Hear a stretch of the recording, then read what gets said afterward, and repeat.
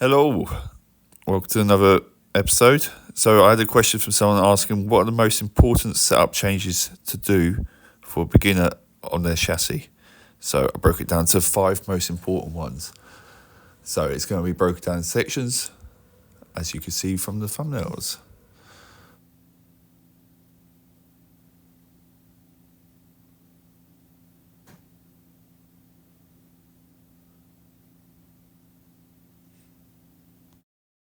Front width. The most common adjustment made to change the handling of a car is by working with its front track or front end width.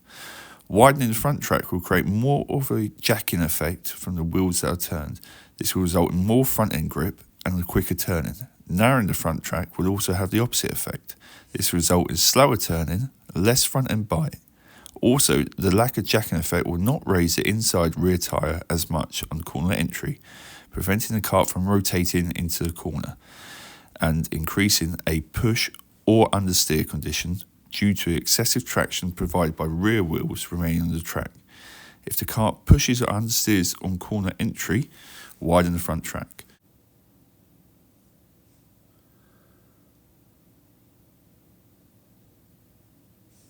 Toe settings will affect weight distribution, top speed and cornering response. The more toe in or toe out, the slower top speed becomes due to excessive drag by the tyres. This is also scrubbing.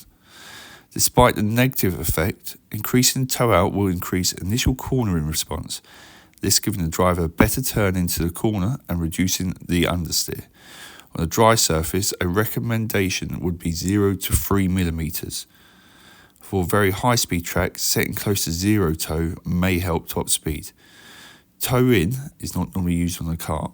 However, slight toe out will help turn into corners, but rarely more than 2 millimeters on each side, except in wet conditions, where a larger toe out setting can be helpful. When setting the amount of toe, make sure that the toe is equal on both sides. Rear width. Typically, you always want to start the rear width at the maximum. This will be 1.4 meters or 1.1 meters for the cadet classes. This is measured from the outside rear wheel to outside rear wheel. From this point, the only real movement you can do is narrow it. By narrowing the rear width of the chassis while leaving the front track untouched, the chassis will become more effective at releasing the inside rear tyres during cornering. This can initially improve the chassis performance as well as through the entire corner. However, as grip levels change, a narrow rear track can also create too much side bite, giving the chassis too much grip in the middle of the corner. One of the major factors with rear width is chassis balance. Some drivers do not like to drive a chassis with a narrow rear width, so it's mainly set up per driver. Ride height. This essentially means raising the axle to the top set of holes, which will ultimately lower the chassis position to the track surface. The reason behind this is to free up the back of the chassis, therefore reducing the grip level. Essentially, by doing so, you have reduced the chassis effort to lift the inside rear tyre during cornering, which can be crucial. Jacking the inside tyre, however, too much will cause more negative problems than being a benefit.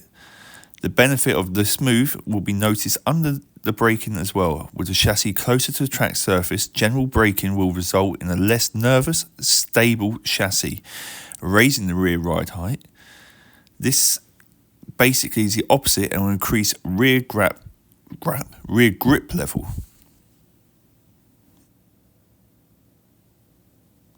The front torsion bar affects the chassis' front grip in the corner, where the load on the inner front wheel is high. Without the front torsion bar, the chassis will flex more at this point and will not lift the inner rear tyre. A stiffer bar will give more front end grip and more responsive kart in the middle of the corner. The stiffer bar can therefore create rear end slide. If that is the case, a softer bar or complete removal is suggested. By removing the front torsion bar, the steering will be much less responsive and the kart will be more balanced. This is only recommended if you have a really loose rear end though, or the wet weather.